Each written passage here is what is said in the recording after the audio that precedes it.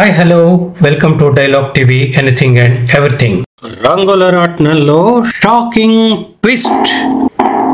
అన్న మీద పగతో తమ్ముడిని పెళ్లి చేసుకున్న శశిరేఖ అయోధ్య నిలయంలో ఇక అల్లకల్లోలమైన పగ మనిషిని ఎంతకైనా తెగించేలా చేస్తుంది. పగబట్టిన ఆడది ఎన్ని దారుణాలు చేయటానికైనా సిద్ధపడుతుంది. శ్రీరాముని ప్రేమించి భంగపడి అవమానంతో రగిలిపోతున్న శశిరేఖ తన తండ్రికి బిజినెస్ ఫీల్డ్లో శత్రువు కూడా తనని మోసగించిన శ్రీరామే అని తెలిసి మండిపడింది. డాడ్, నీ పగని నా పగని నేనే తీరుస్తాను.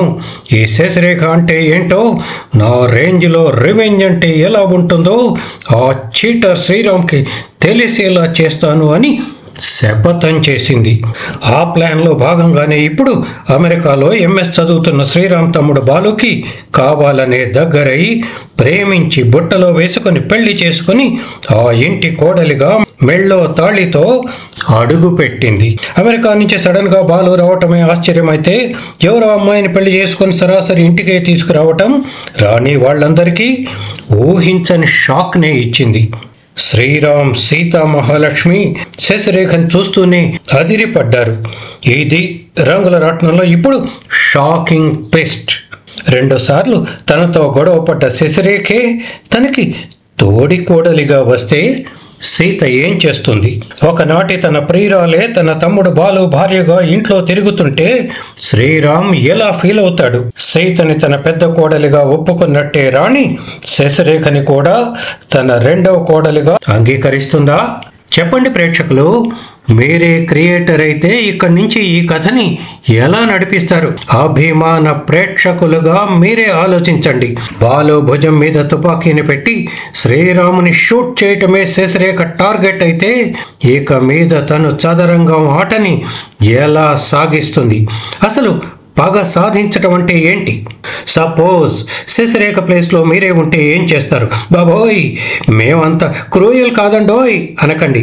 జస్ట్ క్రియేటర్స్గా ఆలోచించి కథాపరంగా ఏం చేస్తే రక్తి కట్టేలా ఉంటుందో మీరే ఊహించండి.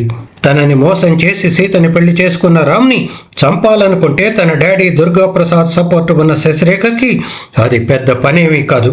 సో చంపటం టార్గెట్ కానే కాదు. తన కక్ష తీరాలంటే రామ్ని క్షోభ పెట్టాలి. అడుగడుగునా తన ఎత్తులతో ఉక్కిరి బిక్కిరి చేసి పగలబడి నవ్వాలి. ఎస్, అందుకే రామ్ తమ్ముడు బాలుని పెళ్ళాడి ఆ ఇంటి కోడల్ని అనే హక్కుతో ఇప్పుడు ఎంట్రీ ఇచ్చింది. What next?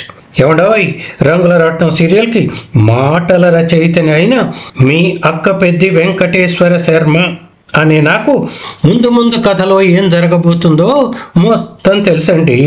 కానీ ప్రేక్షకులుగా మీరు ఎలా ఆలోచిస్తారో, ఏం ఎక్స్పెక్ట్ చేస్తారో తెలుసుకోవాలని ఈ రిక్వెస్ట్. ఇంకెందుకు డిలే, మీ మస్తిష్కానికి పదును పెట్టండి. సరికొత్త ఆలోచనలతో ముందుకు వచ్చి మీ కామెంట్స్ రూపంలో శశిరేఖ ఏం చేయాలో ఊహించి చెప్పండి. మీలో క్రియేటర్స్ మా టీం క్రియేటర్స్ ఆలోచనలకి దగ్గరగా ఉంటే వాళ్ళ పేర్లని ఫోటోలని కూడా మన డైలాగ్ టీవీలో అభినందనలతో సహా పబ్లిష్ చేస్తాము, పరిచయం చేస్తాము. So get ready to think. నేనే శశిరేఖని అయితే ఏం చేస్తాను అని ఆ పాత్రలోకి పరకాయ ప్రవేశం చేసి మీలో క్రియేటర్ని నిద్రలేపండి.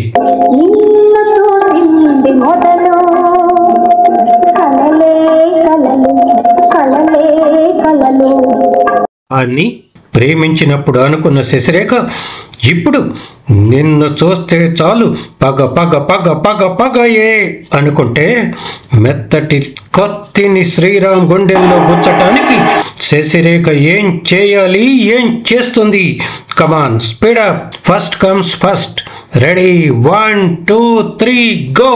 సో మా డైలాగ్ టీవీ మీకు నచ్చితే లైక్ చేయండి, షేర్ చేయండి, కమెంట్ చేయండి. అలాగే ఈ వీడియో కింద ఉన్న సబ్స్క్రైబ్ బటన్ని నొక్కి గంట గుర్తుని యాక్టివేట్ చేసి మా డైలాగ్ టీవీని సబ్స్క్రైబ్ చేసుకొని ఎప్పటికప్పుడు మా సరికొత్త వీడియోలను చూసి ఎంజాయ్ చేయండి. Thank you.